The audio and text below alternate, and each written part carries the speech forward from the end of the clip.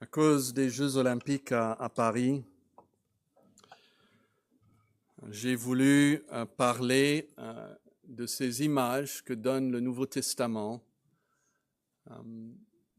du sport, ou comment le Nouveau Testament utilise le sport, pas pour encourager le sport, mais pour nous encourager dans la vie chrétienne.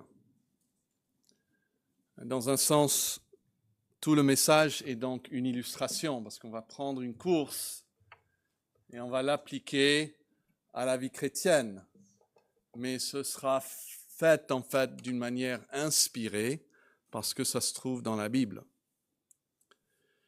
Et en cherchant donc ce thème dans le Nouveau Testament, j'ai trouvé qu'il y a en fait 4 passages où cette idée est vraiment développée.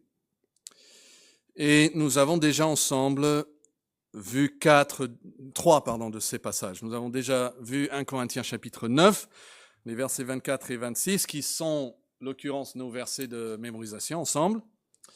Et puis, nous avons considéré 2 Timothée chapitre 4 et versets 6 à 8, où Paul dit que sa course est terminée maintenant et sa récompense l'attend au ciel. Et puis, nous avons vu Hébreux 12, versets 1 à 3, où nous avons l'exemple de Jésus, qui, pour la joie qui lui a été réservée, il a souffert la croix, et il nous dit aussi donc de courir avec persévérance dans la carrière ou dans la course qui nous est proposée. Mais il y a encore un passage majeur. Il y a aussi d'autres endroits où c'est utilisé comme illustration, mais voici en Philippiens où c'est développé. Et puis aujourd'hui, c'est la fin aussi des Jeux paralympiques. Déjà, on parle d'autre chose. Déjà, la pause politique est close et le monde avance. Mais je pense que nous pouvons tirer de bonnes leçons pour nos vies en Christ. Alors, je vais lire les versets 12 à 16.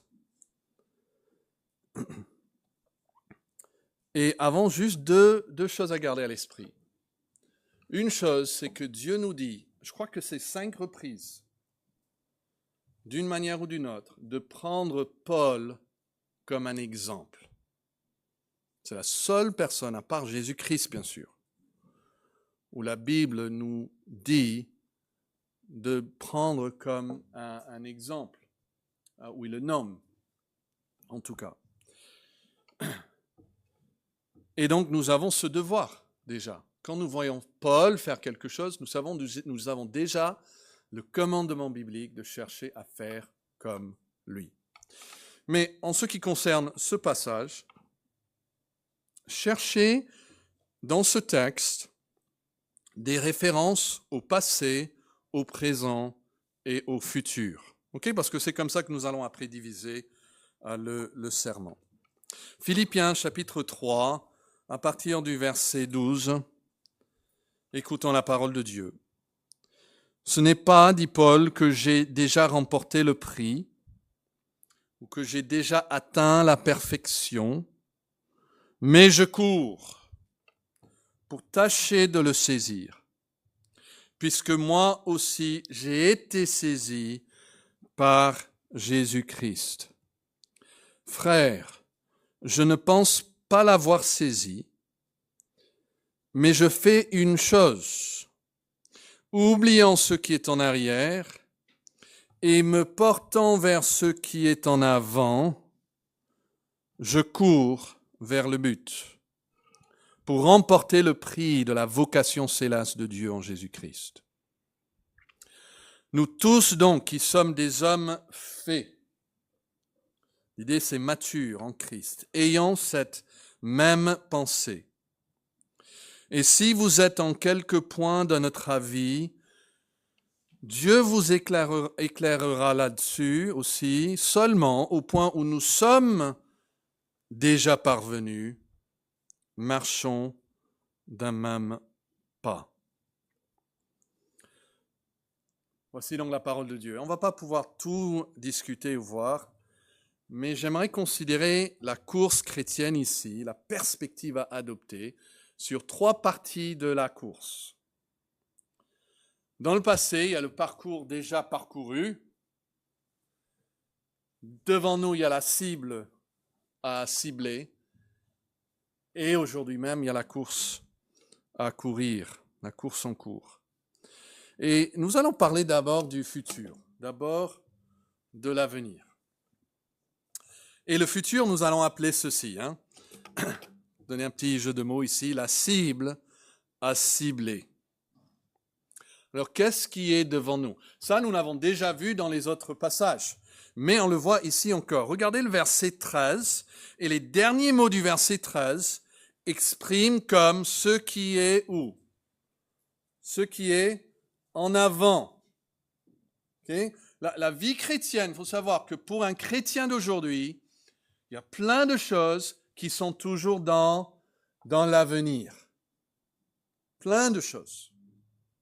Il y a toujours un avenir.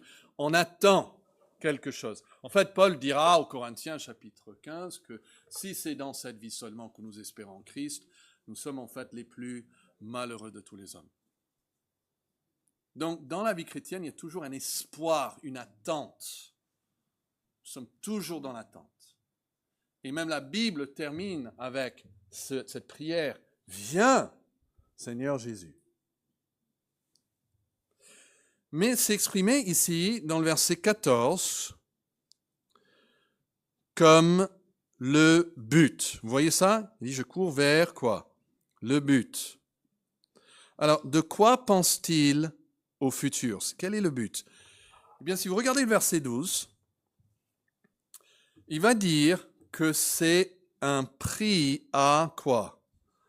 Voilà, un prix à saisir, ou peut-être vous avez le mot remporter dans ma traduction. Ce n'est pas que j'ai déjà remporté le prix. Ok? Remporter le prix, ça au verset 12. Mais maintenant, regardez le verset 14. Il va développer encore un peu plus. Il dit que le but est de remporter le prix de la vocation céleste de Dieu en Jésus-Christ. Okay, ça, c'est le prix. La Bible en français courant dit ceci. Le prix que Dieu, par Jésus-Christ, nous appelle à recevoir là-haut. Une vocation céleste que nous allons recevoir en Jésus-Christ.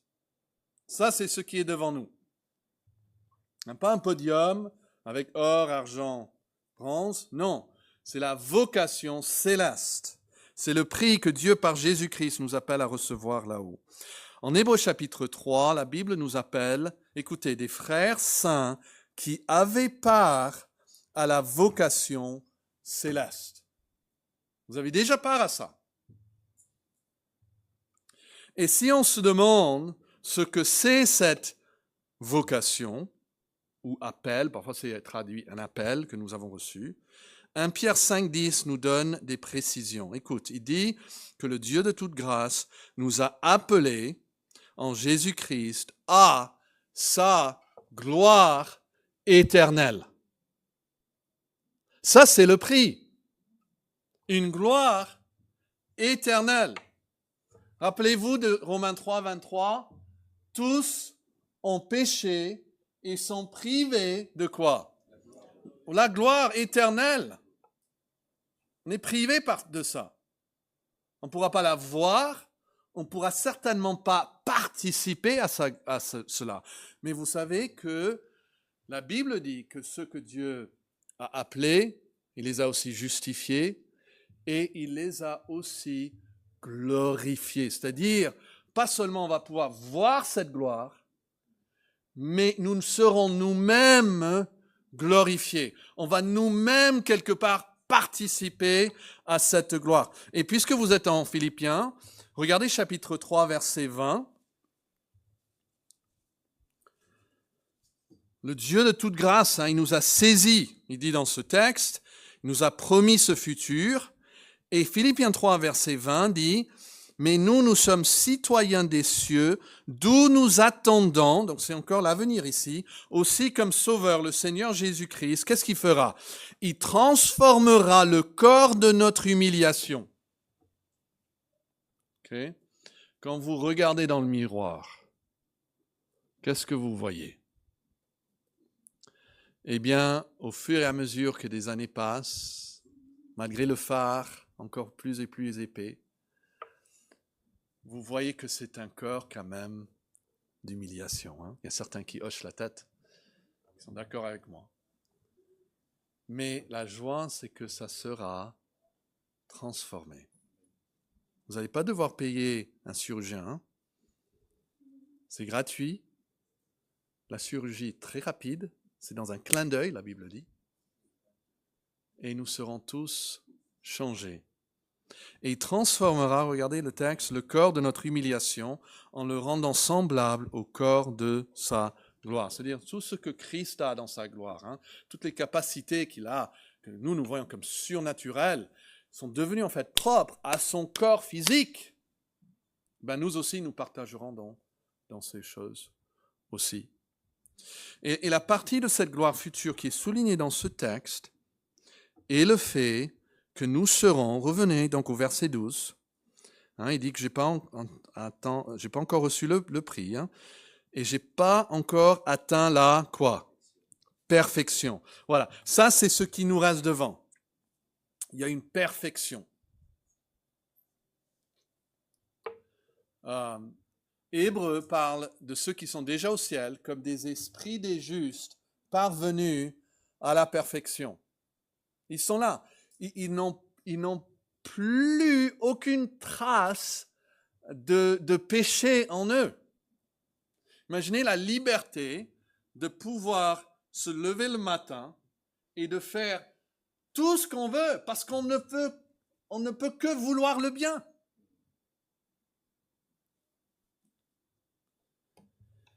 Et il y a cette perfection donc qui nous attend. Vous voyez ça au verset 12. Hein? Il n'a pas encore remporté le prix, je n'ai pas encore atteint la perfection, mais nous voyons ici même et surtout ailleurs dans notre passage que c'est une confiance qu'il avait pour l'avenir. Ça, c'est notre avenir. Un prix remporté, hein, le fait de partager la gloire de Dieu et une perfection acquise. Voici la perspective à garder. Hein, comme Jésus, qui pour la joie qui lui était réservée, hein, il a souffert la croix. Il faut qu'on garde cela devant nos yeux. Mais ce qui rend ce passage unique, et quand on étudie la Bible, ce qui est intéressant, c'est de chercher qu'est-ce qui rend ce passage différent que tous les autres passages. Et ce qui rend ce passage unique, je crois, dans la littérature inspirée que Dieu a donnée à l'homme, c'est qu'il aborde la perspective à adopter face au chemin déjà parcouru. Parce que assez rapidement dans la vie chrétienne, et certainement ça dépend de notre tempérament, pour certains c'est plus dur que pour d'autres. Mais souvent je pense, une grosse difficulté dans la vie chrétienne, c'est le parcours déjà parcouru.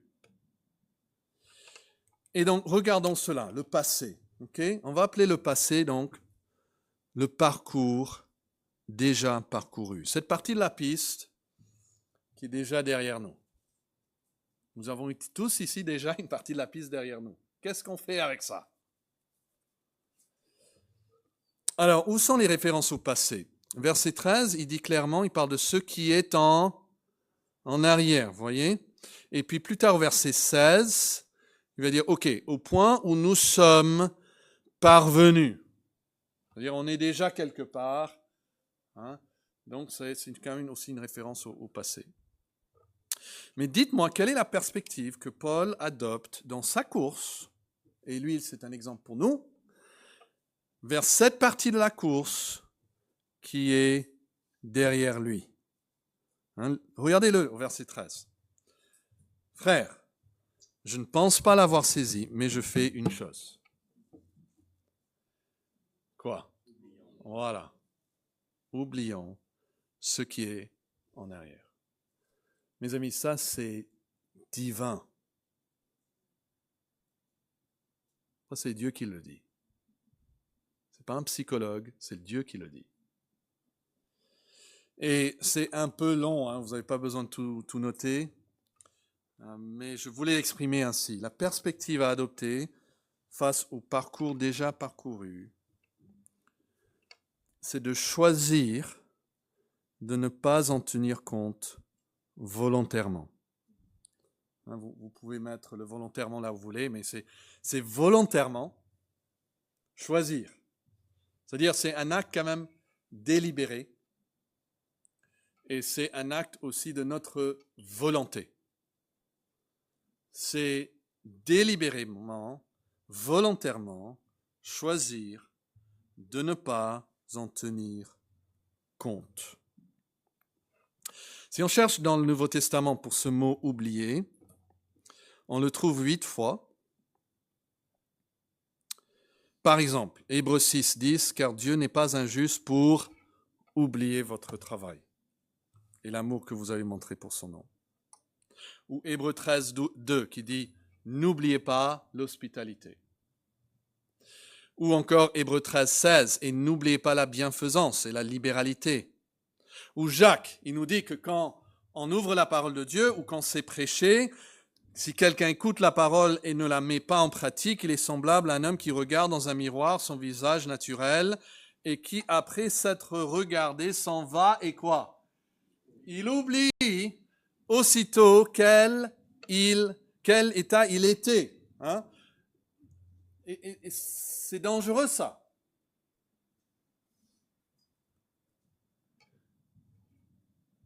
Mais voici la seule occurrence dans la Bible où oublier utilisé d'une manière positive, dans un sens positif.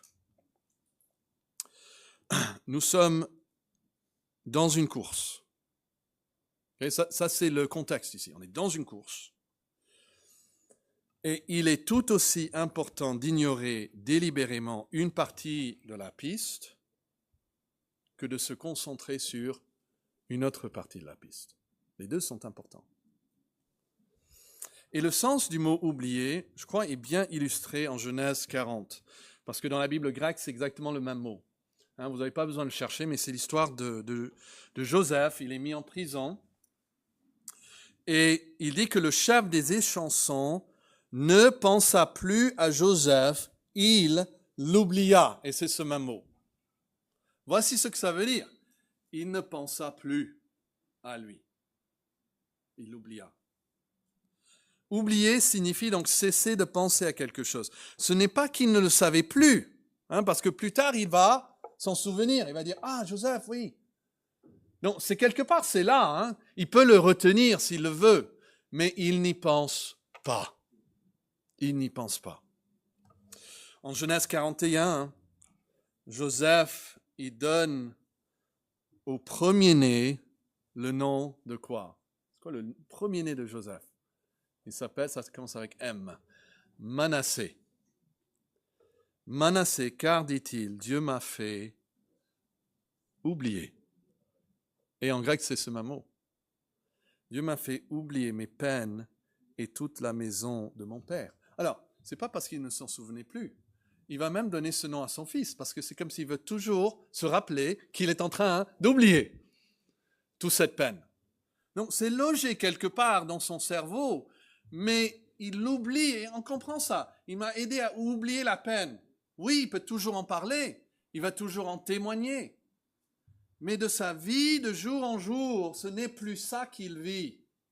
Il vit toute autre circonstance.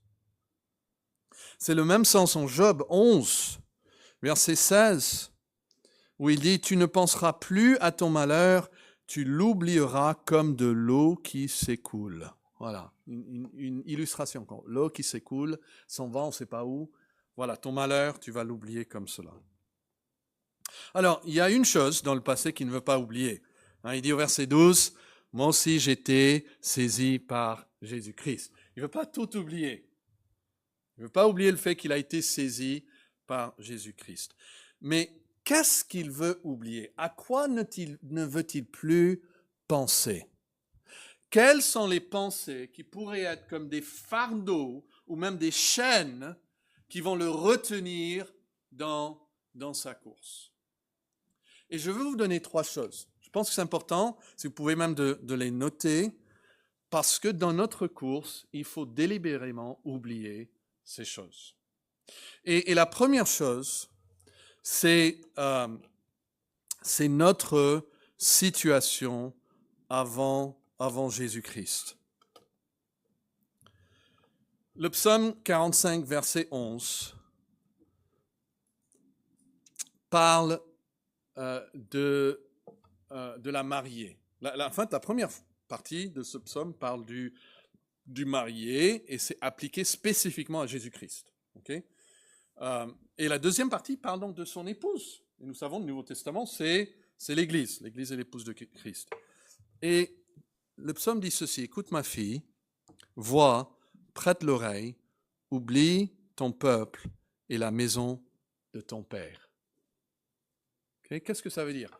Elle est mariée maintenant. Elle vient dans la maison du roi. Et à cette nouvelle mariée, on lui dit, oublie ton peuple et la maison de ton père. Alors, si c'est ma fille qui se marie, je ne serais pas très heureux d'entendre peut-être ce verset au mariage. Mais l'idée est claire, peut-être c'était une femme païenne. Il est en train de lui dire, oublie toutes ces pratiques. Oublie celle que tu étais auparavant. Peut-être elle était pauvre, peut-être elle était esclave. Oublie tout ça. Maintenant, tu es la reine. Vis comme la reine. Et Dieu aussi, il veut, lorsque nous venions à Christ, à savoir que les choses anciennes, sont passées. Et que toutes choses sont devenues nouvelles. Et oui, c'est toujours dans l'esprit, mais oublie cela. Maintenant, qu'on soit homme ou femme, on est non épouse de Jésus-Christ. Et puis, il y a aussi un beau passage en Luc, chapitre 9. Quelqu'un vient à Jésus et lui dit, « Seigneur, je te suivrai, mais permets-moi d'aller d'abord prendre congé de ceux de ma maison. » Et Jésus lui répondit, « Quiconque met la main à la charrue et regarde en arrière. » En arrière, c'est le même mot, en Philippiens 3, 13. Il regarde en arrière. Cette personne n'est pas digne, n'est pas propre du royaume de Dieu. Paul dit, je ne veux pas regarder en arrière. Peut-être il fait même référence à ce que Jésus a dit. Celui, il met sa main, il dit, mais après il regarde en arrière. Et dans le contexte, regarder en arrière ici, c'est regarder avec des pensées tendres aussi. Voilà. Et parfois, on pourrait se dire dans notre chair, on pourrait presque regretter de ne pouvoir pas faire des choses comme nous aurions pu si nous étions sans Christ. Ah, il dit, si vous êtes comme ça, vous n'êtes pas digne du royaume de Dieu. Ici, donc, ce qui est en arrière et ce qui vient avant de devenir disciple de Jésus-Christ. Mettez ces choses derrière vous. Mais il y a aussi les questions des péchés. Il y a aussi les péchés et les lacunes du passé. Galates 5.1 dit, c'est pour la liberté que Christ nous a affranchis. Demeurez donc fermes et ne vous laissez pas mettre de nouveau sous le joug de la servitude. Et il y a 2 sens ici. Les péchés, en effet, on ne va pas les repratiquer de nouveau, mais on ne veut pas non plus vivre sur le poids de ces choses, si Dieu nous a pardonné. Qu'est-ce que Jésus a dit à la femme adultère? Il a dit, va et ne pêche plus. Mais elle s'en va pardonner. Et Satan, Satan est vraiment diabolique dans cela, parce que soit il nous attire vers le péché par la séduction, mais une fois que nous avons été séduits, il va nous accabler en fait de remords et pour nous enchaîner en nous disant que maintenant que nous avons péché, nous ne pouvons plus avancer. Et en plus de Philippiens 3, il y a d'autres passages qui encouragent les croyants à ne pas se laisser accabler par leurs péchés, leurs échecs passés. En Ésaïe 43, versets 18 et 19, la Bible dit « Ne pensez pas aux événements passés, ne considérez plus ce qui est ancien. Voici, je vais faire une chose nouvelle. » Hébreux 8, 12, « Parce que je pardonnerai leur iniquité et que je ne me souviendrai plus de leurs péchés. » Et ce verset montre l'attitude de Dieu qui choisit d'oublier les péchés des croyants une fois qu'ils sont pardonnés. Et ça suggère que nous devons faire de même. 2 Corinthiens 5, 17, nous avons déjà cité, si quelqu'un est en Christ, il est une nouvelle créature. Les choses anciennes sont passées, voici toutes choses sont devenues nouvelles. Et si nous confessons en tant que chrétiens nos péchés, Jean chapitre 1 nous dit, il est fidèle et juste pour nous pardonner les péchés et pour nous purifier encore. Nous pouvons redémarrer aujourd'hui, pardonner et purifier. Vous dites, oui, je me suis vraiment souillé. Oui, mais Jésus n'est pas venu pour chercher les justes, mais les injustes. Et il peut purifier le plus souillé. Imagine que c'est vous, la personne la plus souillée ici ce matin. Jésus peut vous purifier autant qu'il peut purifier qui que ce soit. Michée 7, 19 dit, « Il aura encore compassion de nous, il mettra sous ses pieds nos iniquités, il jettera leurs péchés dans les profondeurs de la mer. » Voici l'attitude de Dieu. Regardez le péché de David. Après qu'il marchait avec Dieu, il tombe dans l'immoralité. Un geste meurtrière. Et lisez après le psaume 51 et vous verrez que Dieu a créé en lui un cœur pur. David avec un cœur pur.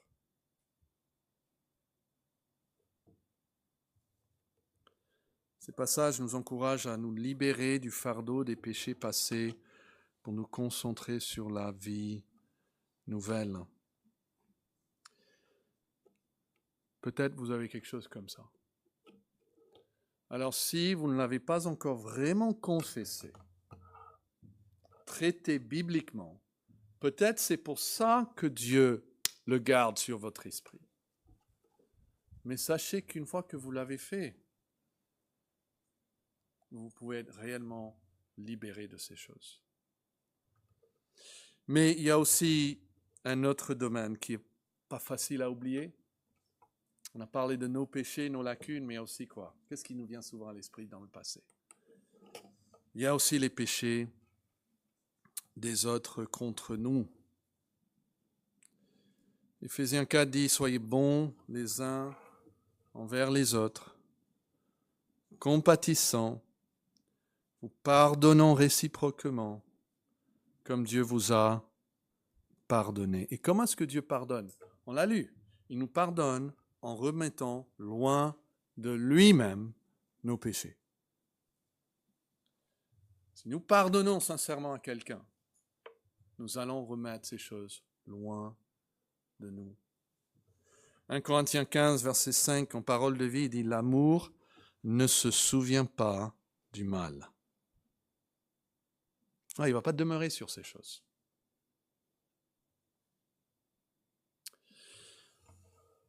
Si j'ai un bon mariage aujourd'hui, et je l'ai, si j'ai une femme qui m'aime aujourd'hui, c'est qu'elle pratique cela. Elle ne fait pas une liste. Mais ce qui est pardonné, on le met derrière nous. Bien sûr, nous avons pris l'autre jour, il faut bien que ça soit bien réglé, bibliquement réglé. Une fois que c'est bibliquement réglé, il faut avancer. Mon papa disait souvent que l'amertume dans le cœur, c'est comme quelqu'un qui essaye de boire du poison en espérant que ça va tuer l'autre. Parce qu'en fait, on s'affecte nous-mêmes. Donc pensez à tout ce que vous aurez pu goûter dans le monde si vous n'étiez pas en Christ. Pensez à vos propres péchés lacunes. Pensez maintenant aux péchés des autres contre vous. Ok, vous avez pensé à toutes ces choses? Ok, maintenant, oublions-les. Ils seront toujours là, ils viendront à l'esprit, mais ne pensons plus à ces choses, ne méditons plus à ces choses, laissons ces choses en arrière. Le pasteur français Horace Monod, il a dit ceci: on ne peut pas nier ces impressions mélancoliques et jusqu'à un certain point légitimes qu'éveille la contemplation des jours écoulés. Ces retours vers des souvenirs enchanteurs n'offrent point de danger apparent. Okay? Et je pense que ça va parler surtout à ceux qui sont plus âgés parmi nous. Parce que quand on est très jeune, voilà, on regarde que l'avenir. Mais après qu'on est un peu plus âgé, on se dit, mais si j'aurais fait des choses autrement, si j'aurais fait peut-être d'autres études, si j'aurais eu une autre famille, si j'aurais eu une autre femme ou mari, si j'aurais eu d'autres parents. Il dit, ces choses n'offrent point de danger apparent. Mais après vient l'avertissement. Mais le passé, donc ça c'est ce qui est en arrière, le passé exerce sur le cœur et sur l'imagination une sorte de fascination qui nous retient, nous attire même, et nous enchaîne par des fils de soie comme par des chaînes de fer. Voilà, ça peut être quelque chose de très agréable dans le passé, on le vit, on le revit, ou quelque chose de très dur, mais on le revit. Et je pense que vous savez de quoi je parle. Le passé peut exercer sur notre présent vraiment un poids énorme. Et il dit, c'est ainsi que l'ennemi des âmes veut nous ramener vers les temps et les lieux que nous avons dépassés. Écoutez donc la voix de l'apôtre, pèlerin, qui marche vers l'éternité. Ne t'arrête pas. Ne regrette pas ce que tu devais perdre et ce qui pourrait te perdre. Laissons ces choses en arrière. Ça c'est la parole de Dieu, spécifiquement, probablement pour certaines personnes ici. J'avais un ami pasteur, il m'a dit une fois que un couple qui avait été marié, je crois qu'il m'a dit 26 ans ou quelque chose comme ça, sont venus lui parler. Et tout de suite, ils ont soulevé quelque chose qui s'est passé pendant la première semaine de leur mariage. Et 26 ans plus tard, ils voulaient s'en découdre toujours. Imaginez, vous vivez avec quelque chose comme ça.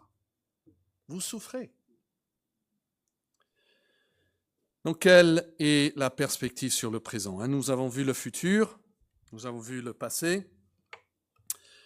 Quel est le présent? Quelle est, si on peut dire ça comme ça, la course en cours?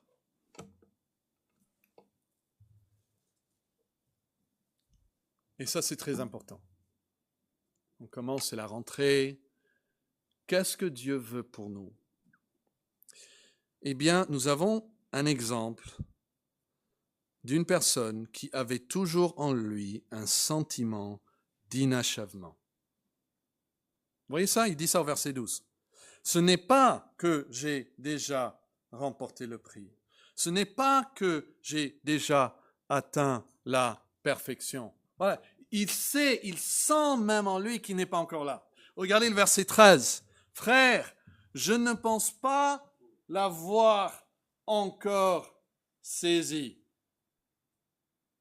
C'est ça qui est très, très dangereux pour même des chrétiens parfois. Même arrivé à un certain âge, ça fait 10 ans qu'on connaît le Seigneur, quelque chose comme ça, on pense que nous sommes arrivés. Tout ce qui nous reste, c'est le ciel. Mais globalement, dans notre vie chrétienne, dans notre maturité, dans notre croissance, on a atteint un certain plateau et nous sommes plutôt satisfaits de nous-mêmes. Pas satisfait des autres, bien sûr, mais plutôt satisfait de nous-mêmes. Et ça, c'est très, très, très, très dangereux pour la vie chrétienne. Parce que si on est déjà parvenu, on ne va mettre aucun effort à grimper encore, à monter encore, à croître encore dans la connaissance de Christ, à pouvoir vaincre encore d'autres habitudes en nous que nous voyons, que peut-être d'autres personnes ont souligné en nous, d'autres aspects de notre vie qu'il faut peut-être exercer un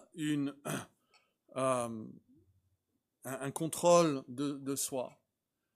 Non, on est plutôt satisfait. Paul n'avait jamais ce sentiment de satisfaction en soi. Il voulait toujours croître. Et dans un sens, vraiment, je dis ça moi-même, nous allons croître dans le Seigneur autant qu'on le veut. Autant qu'on le veut.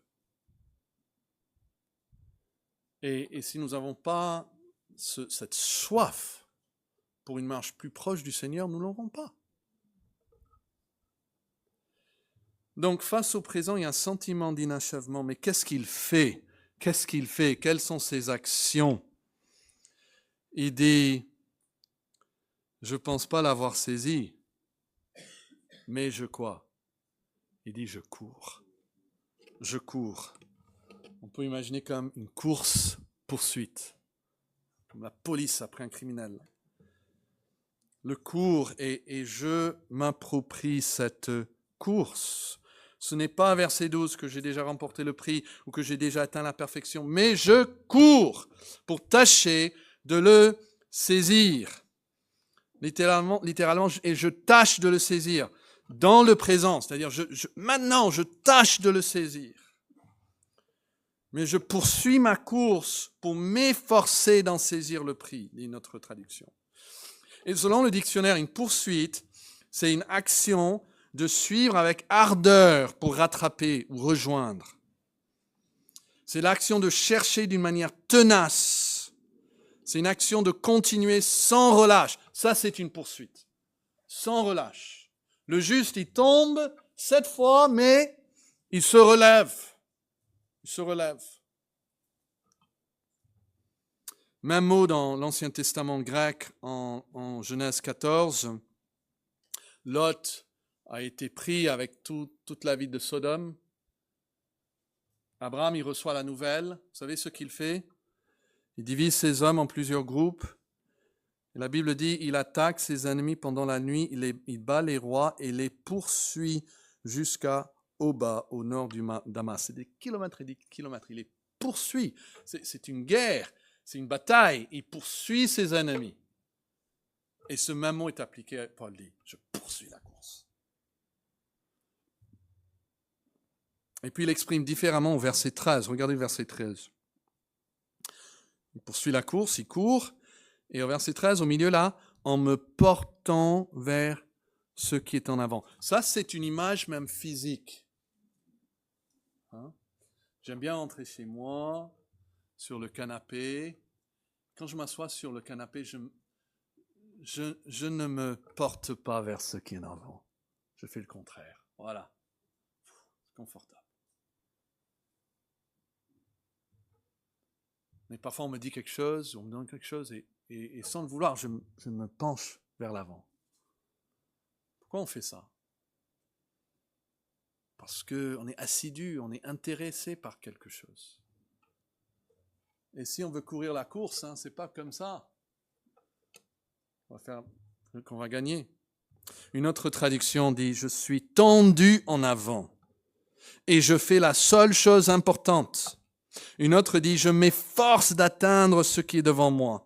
Une autre dit « Je tends de tout mon être et de toute mon énergie vers ce qui est devant moi ». Une autre dit « Tendant toute mon énergie vers ce qui est devant moi ». Vous voyez ces références, je crois qu'elles sont bonnes. Hein? Toute mon énergie, j'y mets tout dedans. Donc au verset 12, il dit quoi? Je cours, ok? Au verset 13, il dit quoi? Je me porte vers ce qui est en avant, je mets toute mon énergie là-dedans. Et puis au verset 14, 12, 13 et maintenant 14, il dit encore quoi? Je cours vers le but. 3 fois, 3 versets. C'est clair ce qu'il fait. Voilà la perspective à adopter sur la course chrétienne, mes amis. Et peut-être notre insatisfaction vient du fait qu'on n'est pas vraiment dans la course. Qu'est-ce que Jésus a dit? C'est venu, je crois, hier soir à ma pensée, à l'église de Laodicée. Il dit, franchement, vous êtes ni chaud ni froid. Et je vous assure, Jésus n'a pas été impressionné par ça. Vous êtes dans la course, mais bon, on ne peut pas dire qu'il ne fait rien. Mais ne savez-vous pas que ceux qui sont dans le stade courent tous, mais qu'un seul remporte le prix? La Bible nous dit, sur inspiration du Saint-Esprit, qu'il faut courir comme lequel? La lanterne rouge ou le gagnant? Il faut courir comme celui qui gagne. Et il y a des personnes, j'en suis convaincu, il y a des personnes ici, votre manque de joie,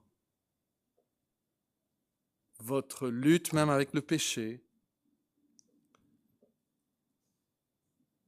vos frustrations dans la vie est liée à cela. Vous ne courez pas comme un gagnant. Tout simplement. Vous avez la mentalité, c'est pas mauvais, j'ai le droit, je peux, pourquoi pas. Et c'est pas comme ça qu'il faut penser. La Bible, c'est vrai. Ces choses sont légales. Ok. Mais la Bible nous dit d'avoir la mentalité d'un gagnant et de courir comme un gagnant. Donc, dans un vrai sens, parfois, je n'ai pas le droit d'avoir des choses qui sont en elles-mêmes bonnes.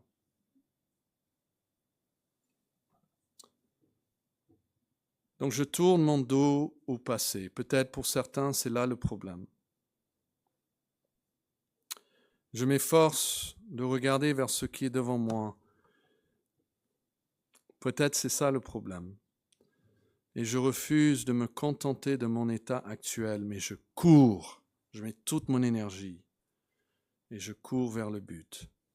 Que Dieu produise en nous le vouloir et le faire selon son bon plaisir. Prions. Ô Dieu de grâce et de miséricorde,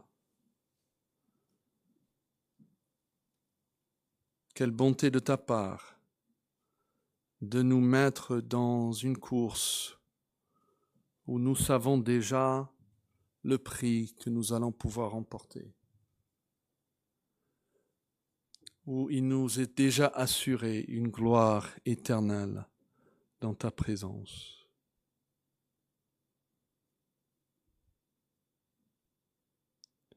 Mais nous savons que tu ne veux pas que nous demeurons dans le péché et dans l'indifférence et dans la tiédeur simplement parce que la grâce abonde par rapport à la récompense. Mais tu veux que cette grâce en nous pousse à travailler, comme a dit Paul, plus que tous les autres apôtres même, plus que tous les autres membres de notre famille, plus même que tous les autres membres de l'Église.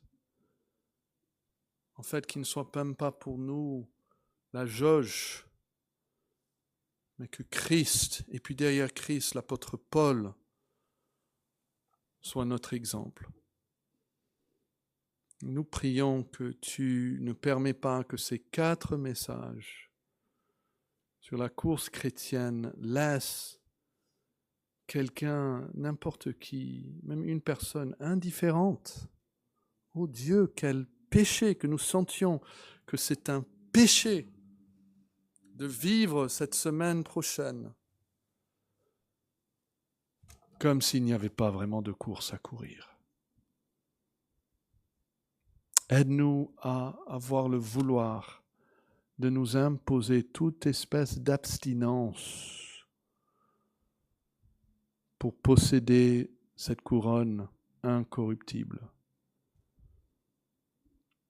Et pour ceux qui ont chuté, pour ceux qui ont tombé, pour ceux qui se sont même peut-être assis au milieu de la piste et qui ne veulent plus continuer,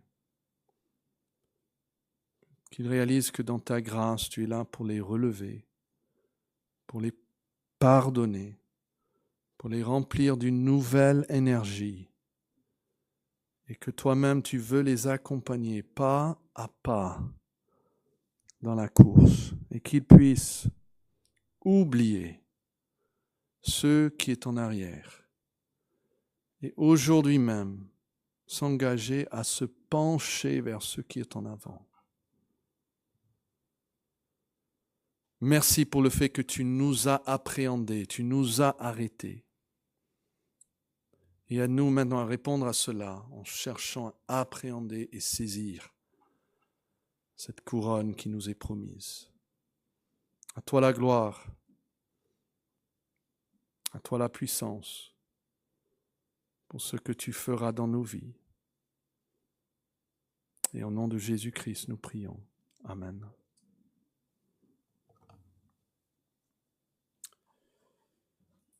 La parole a été prêchée, à vous de juger si elle est dans la parole ou si elle a été inventée par l'homme. Mais après, il y a des choses à oublier et il y a des choses à ne pas oublier. Que nous ne soyons pas des auditeurs oublieux, mais que nous mettons ces choses en pratique.